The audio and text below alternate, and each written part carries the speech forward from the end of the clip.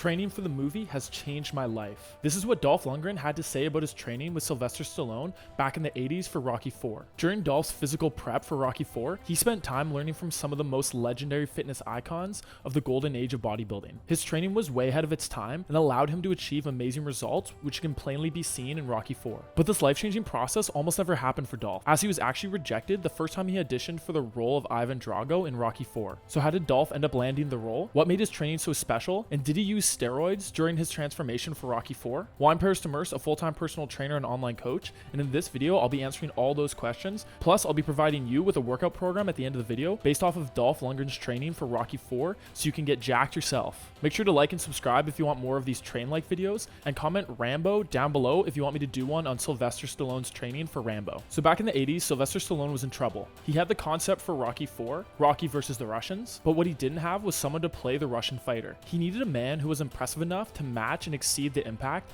of Rocky's past opponents: Carl Weathers, Apollo Creed, wrestler Hulk Hogan, and the formidable Mr. T. So Sylvester launched an international talent search to find his guy. So this is where Dolph Lundgren comes in. A former chemical engineer, kickboxing champion, and actor. Dolph was in New York at the time and heard Stallone was casting for Rocky IV. He auditioned, but was immediately turned down. At almost 6'6", he was told he was too tall for the role. They saw almost 8,000 people for the role, and they were getting desperate, almost to the point of changing the plot, doing away with the idea of a Russian boxer altogether because they couldn't find the right person. They needed someone with a good body who could act, box, and speak with a Russian accent. And Dolph Lundgren knew he'd be perfect for the role. So even after getting rejected, he was determined to get it. So Dolph managed to get his picture through to Stallone while he was working in Paris on a film. Sylvester called Dolph and asked to see him right away in Los Angeles. Dolph weighed about 215 pounds when he got to LA, and Sylvester was impressed with him, but he said he was going to need to put on about 20 pounds of muscle if he wanted to be seriously considered for the role. So Dolph flew back to New York and got on with a seriously intense bodybuilding program, which he followed at John Peretti's Madison Avenue Muscle. He needed some serious muscle, and he needed it in a hurry. So Dolph had about 3 months to train before a screen test, which is not very much time at all to put on 20 pounds. The plan he followed was an intense 6-day-a-week bodybuilding split, but the real challenge wasn't the training,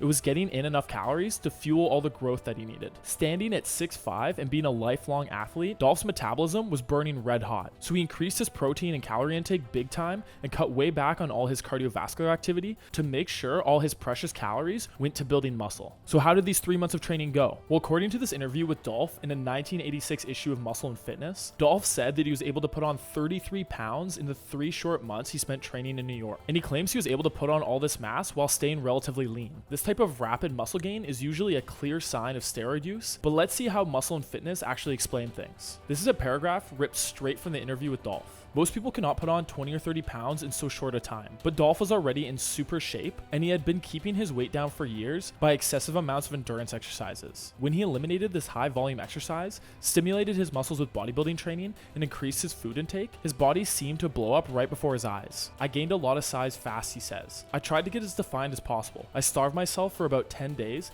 ate high protein and low carbs. I didn't really know what I was doing. I never learned how to get muscular with diet and carbs up later, but my metabolism is so fast I was able to rip up anyways. So essentially what they're saying is that because both the weight training and high calorie diet were such novel stimuluses for Dolph, his body was able to put on muscle at a very rapid rate. This makes a lot of sense, but still putting on 33 pounds in 3 months with minimal fat gain is not really something that's possible, even with ideal genetics, training, and diet. So does that mean he took steroids? In my opinion, no. I think this was simply Muscle and Fitness fudging the numbers to make Dolph's transformation more impressive, to both help promote the movie and the magazine. Because even with the use of steroids, this type of muscle gain is pretty unrealistic. And Dolph Lundgren's final physique in Rocky IV is insanely impressive, but it's not something that's unattainable naturally, especially for a super athletic 20-some-year-old. So Dolph put on the muscle mass that he would need to even have a shot to land the role of Ivan Drago. And the time finally arrived for him to fly over to California for the big screen test. Dolph went up against 2 other men and easily landed the part. The day after the screen test, Sylvester called him and personally gave him the news, but Dolph was given no time to relax and celebrate. The start date for shooting was only 5 months away, and Sylvester had ambitious plans for both of them. Dolph said in an interview that he had never trained harder in his life than during those 5 months with Sly. Sylvester drove Dolph, but he drove himself equally as hard. They would train for 2 hours a day at the Santa Monica Bodybuilding Center. Then they would go to a boxing gym Sylvester had built a few miles away in Culver City and work out for 2 hours more. In the beginning of their training, their first priority was building mass. So they trained heavy in the gym, doing a 3-day push-pull leg split. So they would train 3 days on and then take 1 day off before repeating. They would also train abs twice every training day. Dolph even said that sometimes he would get up in the middle of the night just to do a couple sets of abs, just so he would look that much better in the gym the next day. This is just how motivated Dolph was by Sylvester. Pro tip though, if you want to build muscle, the sleep is much more important than a couple extra sets of crunches. So stay in bed. So I'm very impressed that they were doing a push-pull leg split opposed to a bodybuilding bro split where you focus on a single body part each day, as this type of bro split was very popular in the golden age of bodybuilding. Doing a push-pull leg split allows you to spread out your working volume for each muscle group more evenly across the week, leading to more high quality sets, less wasted volume,